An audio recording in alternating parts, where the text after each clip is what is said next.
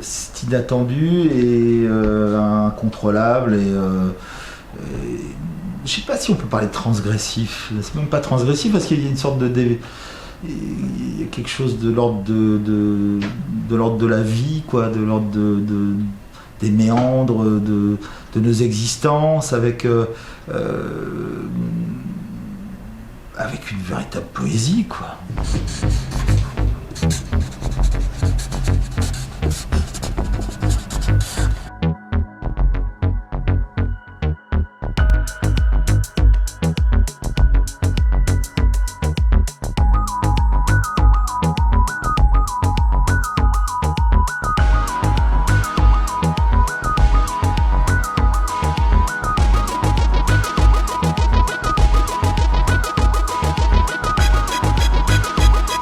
J'essaye de faire que ça se disparaisse pas quand je mourrai, mais l'idée que ça disparaisse ce n'est pas si désagréable que ça finalement.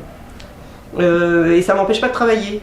Jean Rousseau il dit mais arrête de parler de peinture, c'est la fin du monde, on n'a rien à foutre et tout. Mais moi je suis pas d'accord, tu vois. Je pourrais être, tu vois, sur un monceau de cadavre avec mes pinceaux, tout est en flammes, ah très joli, très joli. Puis moi-même qui explose à la fin, quelle belle étoile.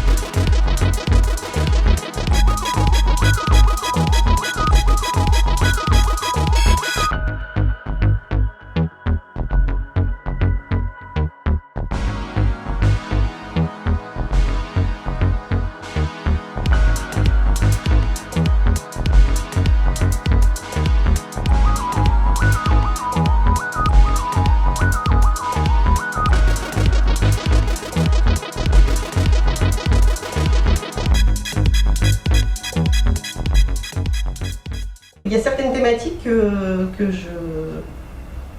qui me sont importantes et je pense pas que les mecs la traiteraient de la même manière ou avec autant d'intérêt ou avec autant d'obstination. Il y a certaines fonctions du corps, tu vois, puisque c'est un peu narratif, je raconte un peu ma vie, ou en tout cas d'une manière décalée. Par exemple, si je commence à dessiner des corps vieillissants, ou je sais pas, des scènes de gestation, des trucs, ça, tu vois, je pense pas qu'un mec irait peindre. Si un mec va peindre des trucs comme ça, il peindra un mec qui lui sort du cul. Ça peut se faire aussi.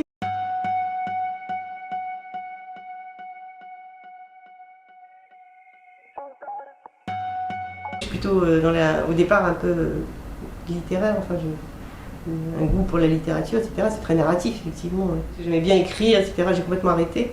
Mais l'écriture, c'est aussi le langage courant et c'est l'ambiguïté de l'écriture. Tu utilises un langage qui est aussi utilisé pour aller faire ses courses, pour des choses de la vie de tous les jours. C'est difficile d'en extraire quelque chose, à mon avis, tu vois. D'en faire quelque chose de vraiment original, c'est vraiment compliqué. C'est plus facile, ça a été plus facile, je voyais ça comme quelque chose de plus facile d'être soi-même en peinture que avec l'écriture. Ouais. L'écriture, il y a le poids tu vois, chaque mot il pèse des tonnes. Ça avait un côté comme ça, un peu tentant d'aborder un truc qui me paraissait au départ complètement tu vois, difficile pour moi, quoi. Et je l'ai fait vraiment avec les moyens du bord, et bon gré mal gré, parce que j'ai pas pris de cours, etc., une technique vraiment bancale et tout. Mais je me suis efforcée de continuer comme ça.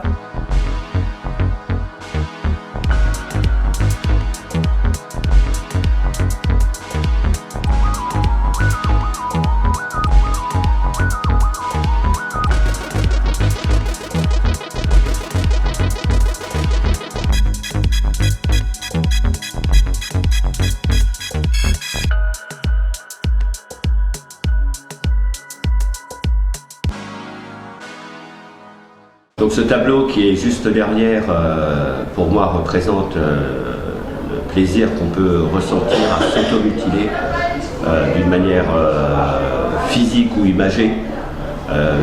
Beaucoup d'entre nous ressentent ce besoin pour se sentir exister quand ils ont une vie trop plate et ils ont besoin de souffrance pour avancer ou pour ressentir certaines émotions. Moi, c'est ce que ce tableau m'évoque. Au-delà de la personne, d'abord en tant que professionnel, peu m'importe la personne, ce qui m'importe c'est le travail. Et c'est une rencontre d'ailleurs qui est initiée par un personnage que j'aimais énormément, qui s'appelle Pascal Sobad, qui est lié à André Cervera, avec qui je commence à travailler une année ou deux avant, et qui me parle du travail d'Anne. Et Anne arrive à la galerie, je découvre effectivement son boulot, je le connaissais peu, et pour moi c'est immédiatement une évidence. Ça m'apprend, ouais, le cerveau, finalement, il y a des espèces d'endroits que je ne contrôle pas, où s'accumulent des expériences et qui ressortent à un certain moment, mais dans un ordre que j'ai pas contrôlé, etc., avec des associations que j'ai pas contrôlées, et je laisse le cerveau fonctionner. Voilà, c'est le fruit d'un cerveau en fonctionnement, mais qui n'est pas forcément chapeauté par la conscience. Quand je découvre le travail d'Anne, pour moi ça colle. C'est une évidence. C'est-à-dire que j'ai en face de moi une plasticienne, parce que je la vois d'abord comme une plasticienne, comme une peintre. Je n'ai jamais fait aucune exposition des dessins ou des sérigraphies ou du travail graphique d'Anne. Je cherche plutôt l'émotion, tu vois. C'est pas un diktat, quoi. Tu vois, je suis pas Hitler, quoi. Non, mais c'est vrai, tu vois, c'est pas des affiches de propagande. Elles sont très fortes, mais chacun en tire ce qu'il veut. Nous avons également des passions communes avec Anne. C'est-à-dire que elle a indubitablement un côté fauve, mais elle est très attachée au primitif. Voilà, il n'y a pas de filtre. Je plaque pas un schéma, etc. et je l'applique. Tu vois, c'est vraiment un peu comme des morceaux de viande que je triture, quoi. Mais enfin bon, il y a des idées là-dedans, mais tu vois, c'est très proche de moi. Oui, là on est sur un univers onirique, enfin totalement inouï, qui d'ailleurs a généré beaucoup de réactions extrêmement négatives. Mon grand regret, Anne van der Liden n'était pas présente dans cette exposition remarquable à Maison Rouge sur l'esprit français, alors que son compagnon et acolyte de jeu, Jean-Louis Coste, était à juste titre célébré. J'aurais souhaité qu'elle figure là-bas. Il y a un côté, et de plus en plus peut-être avec l'âge, mais le truc un peu morbide, sans que ce soit morbide, mais la mort, si tu veux, est venue petit à petit, tu vois. Il y a moins de bites, il y a plus de squelettes. Non mais je me rends compte, tu vois, c'est le temps qui passe. Le fantasme féminin est incommensurable, et je pense que Anne nous ramène à cette réalité, ou à cette irréalité-là. Oui, c'est moi, et puis moi et les autres, quoi. Moi, enfin les autres qui sont, tu vois, mais les projections de moi-même, ou mes rapports aux autres qui sont complexes, etc., ou tu vois, que je retranscris dans des scènes un peu comme ça, un peu chahutées, quoi. C'est marrant, j'ai jamais trouvé aucune connotation sexuelle dans le travail d'Anne. J'ai beau essayer de m'y résoudre, ça ne me... Vraiment, c'est pas ce qui retient mon regard. Je pense, on citait tout à l'heure, on venait vers Bosch, Bruegel, etc. Ça n'a rien à voir finalement. Je pense qu'on est vraiment sur une gamine de bazooka, quoi, mais qui prend le truc à la lettre, quoi, qui se dit je peux effectivement me réclamer d'un tel et d'un tel, et puis aussi par rapport au mouvement punk, par rapport à... Et quelque part, c'est une enfant de bazooka. Oui, on peut dire que c'est un truc politique, c'est quand même un constat, tu vois, humain sur le fonctionnement, les relations entre personnes, etc. Donc c'est politique, forcément. Elle écrit l'histoire parce qu'elle écrit l'histoire, y compris picturalement, parce qu'elle se nourrit, elle a le courage et le talent de se remettre en question picturalement, sans renier en fait son parcours, ce qui est très rare en fait. Ce qui est très très rare, c'est-à-dire que, et là quelque part, l'oubli momentané du marché financier fait que ça soit encore possible. C'est pas que je suis anticléricale, c'est que je suis athée par ma famille en fait. Mes parents et leurs parents étaient non religieux, non pratiquants, non religieux. Et donc voilà, donc je peux pas dire que j'ai une prise de position anti, puisque j'ai pas eu cette éducation-là. Mais finalement, tu vois, j'essaye de retrouver, tu vois, un chemin, par le biais de l'art aussi, parce que j'ai beaucoup vu d'images religieuses, j'ai les églises, les machins, enfin c'est ma culture occidentale, tu vois. Parce que sinon, ça serait un produit calibré et on lui demanderait de faire du Van der Linden. Alors, Van der Linden fait du Van der Linden, mais à chaque exposition, il y a un saut. J'ai beaucoup utilisé ce terme, mais c'est ce qui la caractérise.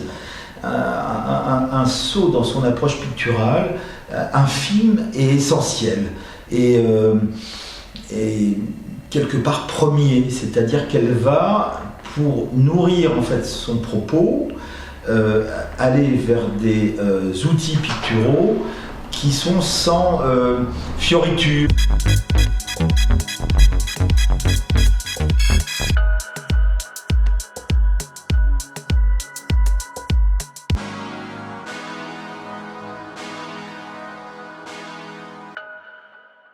Ça peut sembler très narratif et autres, et en même temps, il y a peu de place pour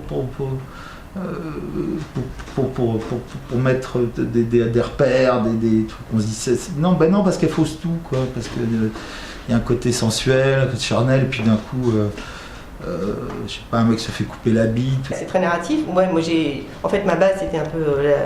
J'aimais beaucoup lire, j'avais une propension à. J'aimais la littérature, quoi. Et donc c'est peut-être que de là que ça vient, quoi, le truc très bavard de mes toiles. Hans peut quelquefois s'interdire d'aller trop loin dans cet évident plaisir de peindre. Voilà. Il y a un moment où il y a quand même une sorte de raison ou des raisons quoi, qui reprend un petit peu le dessus, et c'est aussi l'intérêt de son travail. C'est qu'il y a quelques limites. En fait, ça peut marcher aussi comme des poèmes, tu vois, par les métaphores, les ellipses, les machins, je sais pas quoi. Ça fonctionne un peu comme ça. C'est d'abord une immense peintre, mais qui irrite, parce qu'elle, je pense que quelque part elle maîtrise et ça les fait chier, quoi. Je crois que ça les fait chier à tous ces mecs parce que elle maîtrise son truc, quoi. Elle a, à un moment donné, cette manière de structurer l'indicible, l'irraisonnable, folie, que ça garde du sens, que c'est du poids. Je crois que les mecs ils supportent pas bien. Mais c'est en même temps très intérieur, très intimiste, tu vois, c'est un mix en fait. Il y a des couches de compréhension, tu vois, comme si dans un seul moment, voilà, tout ça c'était amalgamé. Que ce soit la relation à l'autre, que ce soit la relation à moi-même, que ce soit le sexe, que ce soit le moment du quotidien, voilà. C'est politique, mais c'est pas que politique. Que ça soit à la fois spontané, que c'est du punch, et qu'il y ait tout, et qu'il y ait un petit plus par rapport à eux qui pourrait être de l'ordre de une certaine forme finalement de lucidité féminine, quoi. Voilà. Je crois que c'est cette lucidité-là, cette vérité-là, et ça c'est propre d'ailleurs aux cinq membres des Violentes Femmes, hein, que les mecs assument pas,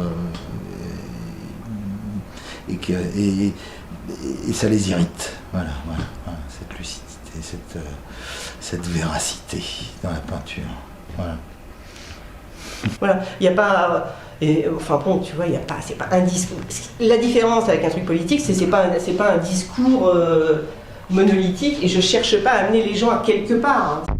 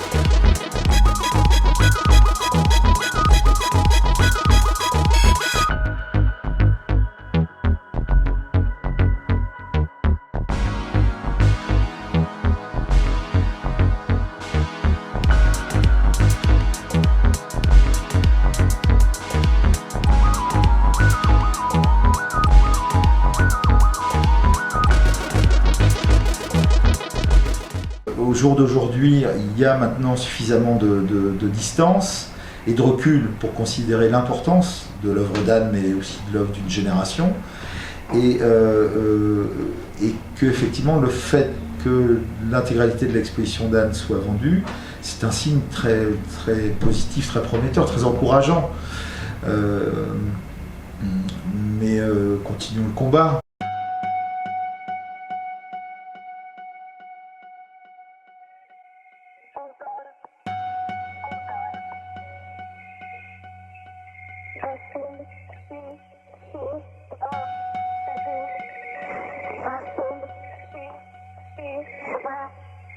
Четыре, 8, 5, 4, 9, 0, 5, 9.